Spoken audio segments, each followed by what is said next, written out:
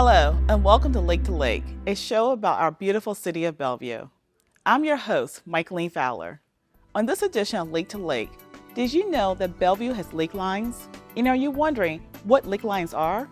We'll tell you all about the Bellevue Utilities Lake Line project and how important it is for our wastewater management system. Plus, we introduce you to a cellist with a fascinating story about passion and resilience in the face of long COVID. And dozens of volunteers came out to give new trees a home in Bellevue Parks during our Arbor Day tree planting event this November. The City of Bellevue's lake lines are pipes that port wastewater along the shorelines of Lake Washington and Lake Sammamish to treatment hubs. Most of the lake line system, more than 15 miles of pipe, was built in the 50s and 60s. Bellevue Utilities is now planning ahead to prevent these lake lines from failing in their old age. Here's a look at the project being undertaken to shore up this key part of Bellevue's wastewater system.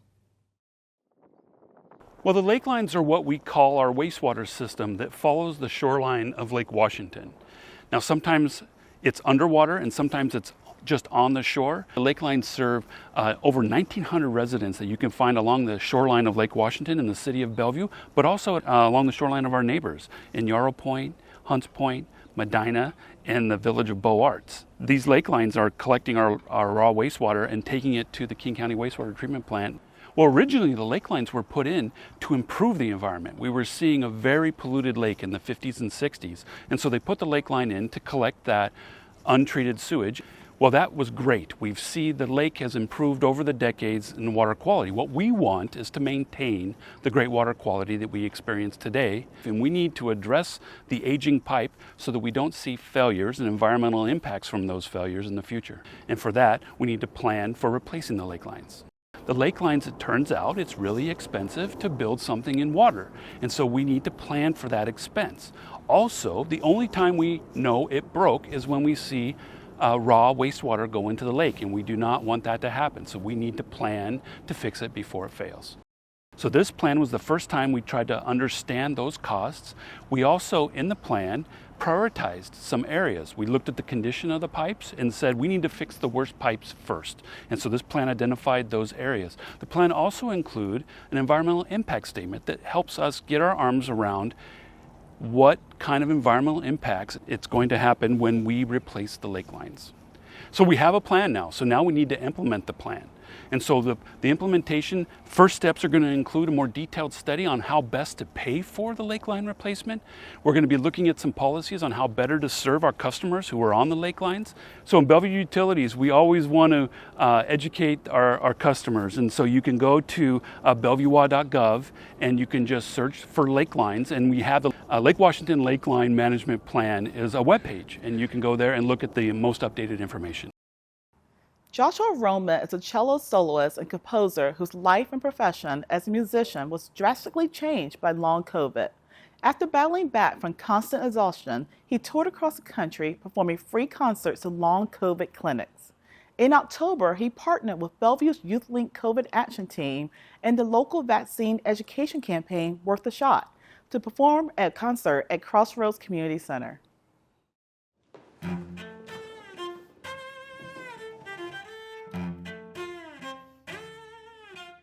I started playing the cello when I was 3 years old, and at the time it was really just for education, self-discipline of learning an instrument. But by the time I was about 6 years old, I knew that I wanted to do this for the rest of my life, and I was going around telling people as much. At the beginning of my long COVID journey, I wasn't sure that I would be able to continue with music, or even that I wanted to, and I went through the darkest period of doubt of this dream of mine that I've pursued my whole life. And it wasn't until I was playing again and feeling the power of what it means to me that I was able to reconnect and heal my relationship with the cello. The very first time that I walked into a long COVID clinic and played this program, I was not expecting what happened. And when I walked into that room, I immediately saw that it was unique because that bond that the audience shared, I shared it too. So I don't think I would have even had to play for that event to mean something. I don't think any of those patients had gathered together, seen each other. So just the act of being in a room together and looking around and seeing, I'm not alone. This thing is real. This thing that sometimes my family, my friends can't see, that there are people out there who say it doesn't even exist. We're here. We're together. That's already worth it. Then to take the next step for me, which is not only to give a musical journey of catharsis, but also to demonstrate the kind of vulnerability that has changed my life, in the hopes that others find ways that they can use that in their life for their connections in their community. Bringing that music to the Bellevue community, I thought this would be a great way for us to, as a city, to not only build community, but also raise awareness about long COVID. I think the partnership between the city, Worth a Shot, and YouthLink has been so crucial to so many things that we've done at Worth a Shot, because as young people, we can be ambassadors. We bring home the information that we've learned to our families, to our communities, target the youth as ambassadors for this public health information.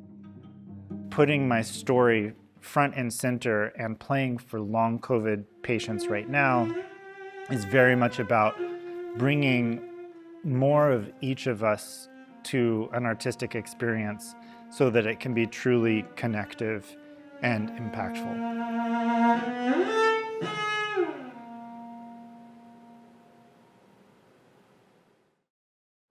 If you'd like to see Joshua's complete concert, you can view it on our YouTube channel as well as Channel 21.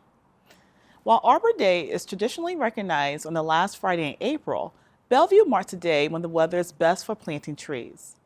This year in October, volunteers in Bellevue braved the rainy weather at Lewis Creek Park to plant native trees such as Sitka spruce, western hemlock, and twig dogwood to restore the habitat of the park. So today we're out here at Lewis Creek Park. We're planting 800 native trees and shrubs. This area that we're in here was an old home site. Other parts of the park used to be a pasture. So it takes a lot of work to restore those areas to healthy forest. And the volunteers today are out here planting to help make that goal a reality. Once you have your hole, keep the soil off to the side, don't toss it. We're gonna use it in a minute. We're gonna break it up. We're gonna break the root system up. You can do this. Give it a little love here. So, just put a little soil here. Hold it above the surface. You're gonna kind of want it flush the ground. Begin to fill it in. Bellevue Parks and Community Services hosts volunteer projects year-round, everything from corporate teams to larger events like we're doing today. And we also host an in-depth Bellevue Naturalist training where they get 11 weeks of education and give back 100 hours of volunteer service to the city. In fact, some of our volunteers in this group are from our Bellevue Naturalist program. I hope that the families that come here today and the volunteers and the groups come back over the years and check on the progress of their trees, watch them grow. This property took about 100 years to get to the point where we're at as far as degradation. So it's going to take many more years to get this land healthy and to be the thriving forest that we want. The impact that we make here today will go through not just decades, but generations. More information about the city's tree preservation and environmental stewardship efforts can be found at the website below. That's all for this month's Lake to Lake.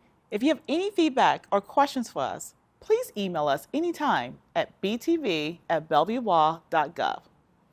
Also, be sure to subscribe to our YouTube channel where you'll find the city's latest video news and information. We'll leave you with some sights and sounds of Maidenbower Bay Park, which is in the process of accepting community input on Phase 2 of the park's planned expansion. Check out the link below to take the survey until December 15th. I'm Michaeline Fowler. From all of us at Bellevue Television and the City of Bellevue, have a great day.